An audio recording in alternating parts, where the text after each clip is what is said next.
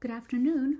My name is Rrezarta Krasniqi, and today I will be presenting our work, Contextual Relationships of Buggy Classes for Detecting Quality-Related Bugs.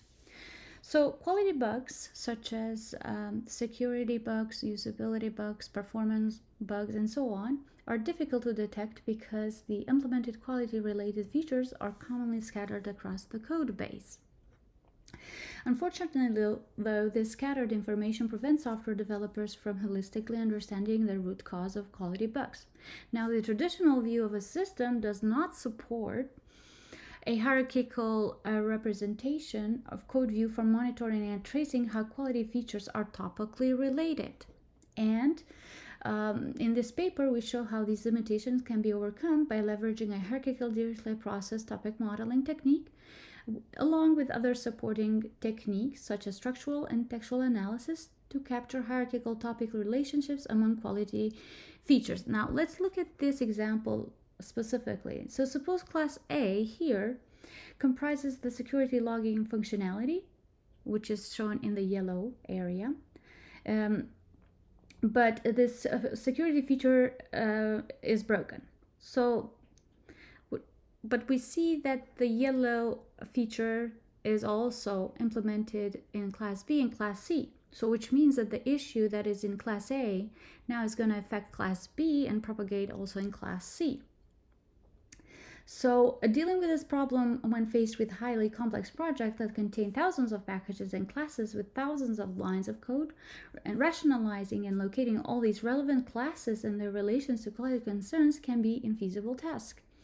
So even for experienced developers, in fact, this task can be exceedingly time-consuming. So to tackle this problem, we propose a bottom-up approach to automate this process. So specifically, we extract low-level quality-related features from the collection of related classes and or other artifacts, such as code commits, and systematically construct a quality feature-based hierarchical tree to detect high-level quality concerns that potentially can affect several other classes. So specifically here, we build a three-layer approach, as it can be seen in this figure. So the first layer provides inputs to our framework, such as the new bug report, and then also the mined past historical data from the project, such as code commits and source code. And the second layer provides the algorithm steps which perform structural and textual analysis to process source code, code commits, and bug reports. We also here replicate our previous approach that we have already published. As can be seen, the classifier is introduced by a previous work of ours, and we automatically detect the quality types from the new bug report. And this also we have the QTLMM, which is a traceability feature intended to establish the relationship between code commits from the past solved bugs. And then the third layer builds a hierarchical quality topic meta model, which constructs a dot matrix multiplication from two matrices. So this is actually the most important part, because here we build a matrix 1 that constructs the, and let's look at it very carefully. So here, the third layer, we build matrix M1 on the left side, in which case we show here the relation between quality topics detected in the classes, and that could be plus code commits, quality concerns. And then we employ hierarchical topic modeling for aggregating low-level code features in source code to infer quality concerns at a high level. And then next, we organize classes for each quality type or a mixture of quality types. So as depicted in this figure, each of the cells in M1 describes the content of each class and their corresponding code commits affected by quality concerns. So the greener the cells in M1, the more those classes contain quality-related content, which is measured by the keyword probabilities found in the code.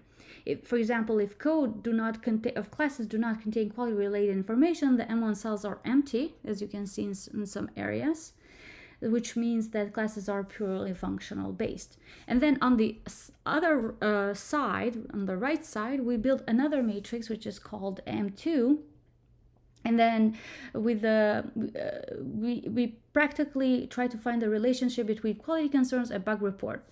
So as shown in here, also the cells with score 0 and 1 indicate, like here, indicate that the absence of or presence of quality concerns detected in the bug textual description.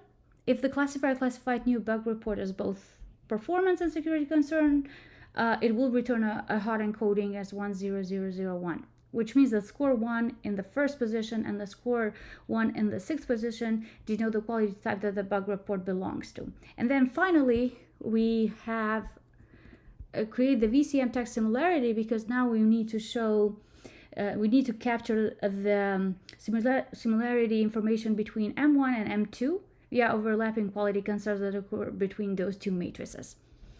And the classes with high ranks are regarded as strong candidates for addressing quality concerns. So we specifically focus on 6 quality concerns. We use the ISO standard and the first quality model, which is commonly used by the developers. And the data set we have used are from Bugzilla and Jira. Actually, the pre-labeled data, you can go and check it out from our previous SANER 2021 paper. And those informations can be more in detail provided.